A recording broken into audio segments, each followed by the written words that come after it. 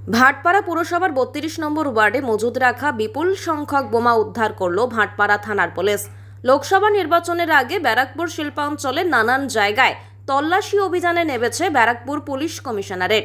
জানা গিয়েছে, পুরসভার ৩২ নম্বর ওয়ার্ডের বিজয়নগর দিঘির পাড় এলাকায় পরিত্যক্ত জায়গায় 4টি বড় জারে 3টি বাক্সে মজুত করা ছিল আনুমানিক 35 থেকে 40টি তাজা বোমা। যদিও গোটা বিষয়টি নিয়ে নিজের টুইটার হ্যান্ডেলে সর্বপ্রথম সরব হয়েছিলেন ব্যারাকপুরের বিদায়ী সাংসদ তথা বিজেপি প্রার্থী অর্জুন সিং। তারপরেই নড়ে চড়ে বসে নির্বাচন কমিশন ও পুলিশ প্রশাসন। বিজেপি প্রার্থীর অভিযোগের পরেই ভাটপাড়া থানার পুলিশ থানা দিয়ে দিঘির পাড় এলাকা থেকে বেশ কয়েকটি তাজা বোমা উদ্ধার করে। ঘটনার খবর কি, ঘটনাস্থলে উপস্থিত হন এসিপি জগদ্দল অভিষেক বালিয়ার। কে বা কারা এই এলাকায় বোমা মজুত করেছিল সেই বিষয়ে ভাটপাড়া থানার পুলিশ খতিয়ে দেখছেন।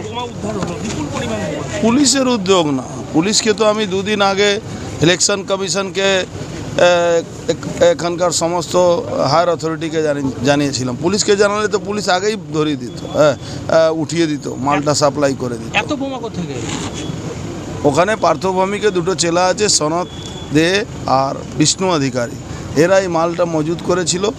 আমি লাইভ লোকেশন কোথায় আছে সবটাই আমি পাঠিয়েছিলাম, আমি টুইটও করেছিলাম, আজকে দুদিন আগে চিঠি পাঠিয়েছিলাম, কিন্তু ইলেকশন কমিশনও একদম কিছু করছে না এখানে। আজকে বাধ্য হয়ে টুইট করলাম, তখন নড়াচড়া পড়েছে, তখন এটা অ্যারেস্ট হয়েছে। ইমিডিয়েট এই কেসটাকে এনআইএ তদন্ত দেওয়া উচিত, কি কারা এটা করেছে, এই বম কোথা থেকে এসেছিল, রিসোর্স কী আছে, এর র মেটেরিয়াল কোথা থেকে এসছে, সমস্ত দেখা দরকার। কত বোমা ছিল আনুমানিক? আমার মনে হচ্ছে 100-র উপরে বোমা হবে। ওখানে যত বড় ড্রামে সব রাখা ছিল 100-র উপরে বোমা হয়। এই দুজনই এই বোমাটা মজুত করেছে। নিশ্চয়ই থাকতে পারে। যে বিষ্ণু অধিকারী যে রেলের জায়গাগুলোতে ওই দখল করে রেখেছে, ওখানে ওকে দিয়ে ওখানে গুন্ডামি করায়, ওই জায়গাটা রেলের একটা কোয়ার্টারের মধ্যে এটা রাখা ছিল। দাদা, মমতা বন্দ্যোপাধ্যায় অভিযোগ করছেন যে বিজেপি চাকরি খায় কিন্তু আমরা চাকরি দিই। হ্যাঁ, দিয়েছেন তো উনি, অত লোকে চাকরি দিয়েছেন পয়সা নিয়ে। এই লোকটা চাকরি নিয়ে এখন কোর্ট এদের ফেরত করতে বলছে, তো অত লোকে পয়সা নিয়ে চাকরি দিয়েছেন। 9 লাখ টাকা করে, 10 লাখ টাকা, 15 লাখ টাকা করে একজনকে দিতে হয়েছে। উনি বলছেন আরও চাকরি রেডি আছে। উনি আজ পর্যন্ত তো চাকরি দিলেন না কাউকে, রেডি আছে উনি প্রত্যেকবারই বলেন। কটা পাওয়া গেল কি করে? কটা তুমি দেখতে পাচ্ছ? কটা পাওয়া গেল? বাজে ভেতর কি এক্সরে দেখতে পাচ্ছি? হ্যাঁ, এটা বোমে কি করে দেখো? কন্টেনারের ভেতর আছে, আমরা সন্দেহ করছি বোম, কিন্তু নিশ্চিতভাবে না দেখলে কি এগুলো তো খুব নিরাপদ নয়। হুটহাট করে এরকমভাবে কোনো উইদাউট এনি প্রিকশন চেক করা, এটা তো দেখতে হবে। না দেখলে কি করে বলা যাবে? বম স্কোয়াড কি আসছে? হ্যাঁ, কি আসছে বম স্কোয়াড? এই এলাকায় এর আগেও এই একদম সেম জায়গায় বোম পাওয়া গেছিল, এলাকাবাসী আতঙ্কিত। তারপর সামনে নির্বাচন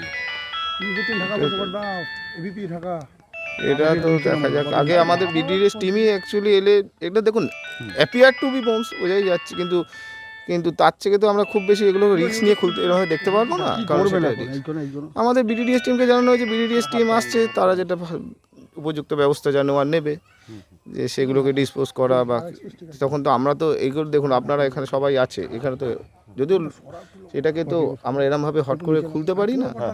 দেখতে হবে কী অবস্থায় আছে।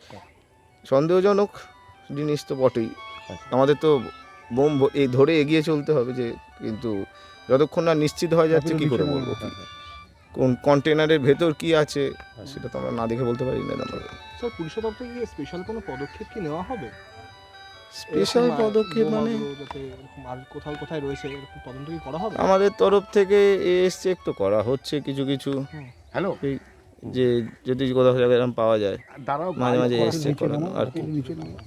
বিপুল সংখ্যক যে বোমা উদ্ধার, পুলিশ তো একটা সোর্স তো লাগাতে পারতো আগে থেকে, যে এরকম জায়গায় বোমটা লাগাতে কি লাগায়নি কি বলেছে আপনাকে? আমাদের এবার সব জায়গায় তো পৃথিবীর 100টা জায়গার মধ্যে 100টা জায়গায় যে আগে থেকে জানা যায় এটা তো নয়। যা হচ্ছে আমাদের পুলিশের তরফ থেকে তো নজরদারি রাখা আছেই।